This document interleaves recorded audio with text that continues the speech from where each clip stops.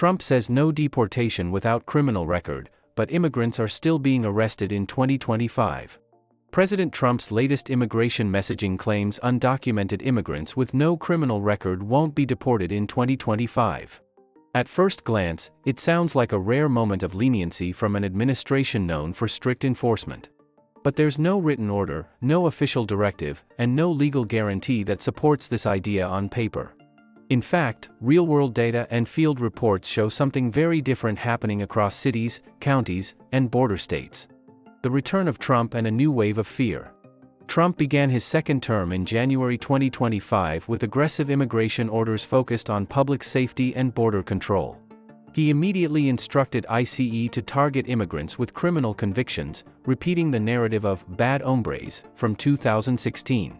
But raids weren't limited to those with criminal records. Arrests began sweeping up non-criminal undocumented individuals too. By March, ICE had resumed workplace raids, courthouse arrests, and detentions in previously protected locations like hospitals and shelters. Where the confusion really began in July. In July 2025, several viral posts on X claimed that ICE was ordered to stop arresting immigrants without criminal records. This created a surge of hope online, especially among those who'd overstayed visas or crossed illegally without any crimes.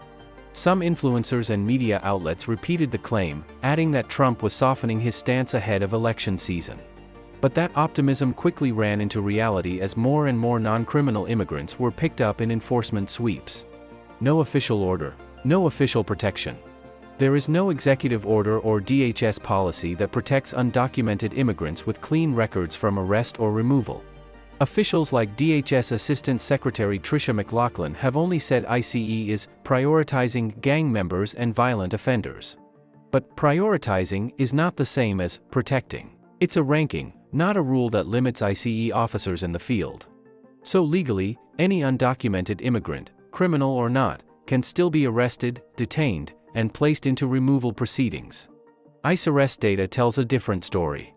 According to an internal ICE report from June 2025, over 65,000 immigrants were arrested in Trump's first 100 days.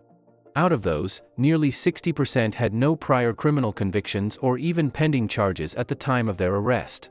Many were long-term residents, workers, or students, some with legal status who were still detained during mass raids. This directly contradicts the idea that non-criminal immigrants are safe or immune under Trump's 2025 enforcement strategy. So why is ICE still arresting peaceful immigrants?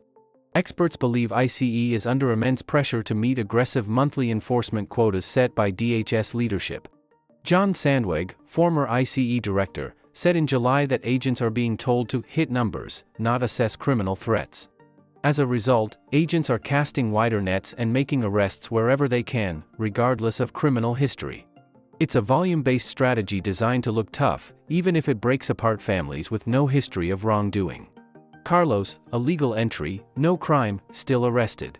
Carlos, an 18-year-old immigrant, legally entered the U.S. as a child and lived quietly with his family in Texas. He had no arrests, no convictions, and no immigration violations, yet he was detained in a March ICE operation. His story, reported by NPR, highlighted how current enforcement does not match the public narrative from the White House. Cases like his are multiplying, and they send a chilling message to every undocumented family without a criminal record. Fear returns to immigrant communities.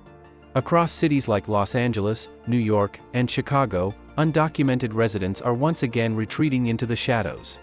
Many are skipping school appointments, delaying hospital visits, and avoiding public events for fear of unexpected ICE presence. Because the rules aren't written, there's no protection, and every quiet street can become a potential arrest location.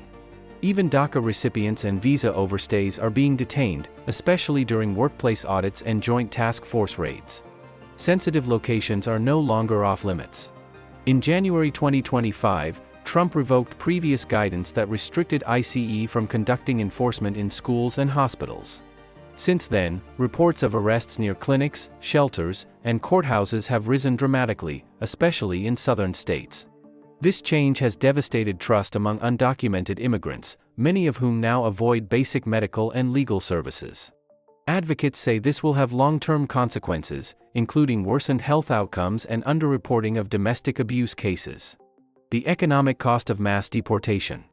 Undocumented immigrants make up large portions of industries like agriculture, construction, food service, and elder care. A June 2025 New York Times report revealed that Trump paused farm raids after lobbying by agricultural industry groups. Business owners warned that mass deportation of peaceful immigrants could destroy supply chains and cause labor shortages. And with inflation already high, even small disruptions to food production could trigger steep price increases for American families. A deep political divide on immigration. According to a July NPR/PBS poll, 87% of Republicans support Trump's current immigration strategy and mass enforcement plan. But only 11% of Democrats do, making this one of the most politically polarizing issues in 2025's policy landscape. Cities like San Francisco, Austin, and Boston have seen waves of protest against arrests of non-criminal immigrants this summer.